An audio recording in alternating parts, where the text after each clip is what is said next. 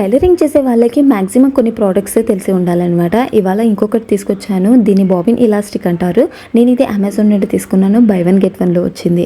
Product అయితే చాలా బాగుంది, క్వాలిటీ కూడా చాలా బాగుందన్నమాట. ఇది చూడడానికి ఇలా ఉంటుంది. దీన్ని మనం ఇక్కడ బ్లౌజెస్కి లేదా డ్రెస్సెస్కి, పిల్లల ఫ్రాక్స్కి, లాంగ్ ఫ్రాక్స్కి లేదా కుర్తీస్కి ఇలా యూస్ చేస్తూ ఉంటాము. దీన్ని మనము ఈ బాబిన్కి యూస్ చేస్తాము. ఇది మనము డైరెక్ట్గా యూస్ చేస్తామన్నమాట. ఈ బాబిన్ కేసు ఉంది కదా, దానికి ముందుగా దీన్ని ముడి వేసేసుకోవాలి ఈ విధంగా. తర్వాత దీన్ని ఇలా చుట్టు వేసేసుకోవాలి. చుట్టు వేసేటప్పుడు ఇక్కడ కూడా ముడి రాకుండా చూసుకోవాలి. అండ్ ఇలాస్టిక్ని లాగి చుట్టు వేయకూడదు. సో ఇలా చుట్టు వేసిన తర్వాత ఇక్కడ బాబిన్కి చిన్న నట్టు ఉంటుంది, దాన్ని కొంచెం లూజ్ చేసేసుకొని ఆ తర్వాత ఈ ఇలాస్టిక్ అనేది వేసేసేయాలి. థ్రెడ్ అనేది సన్నగా ఉంటుంది, ఇది కొంచెం లాగు ఉంటుంది కదా, అందుకనేసి లూజ్ చేసేసుకోవాలి.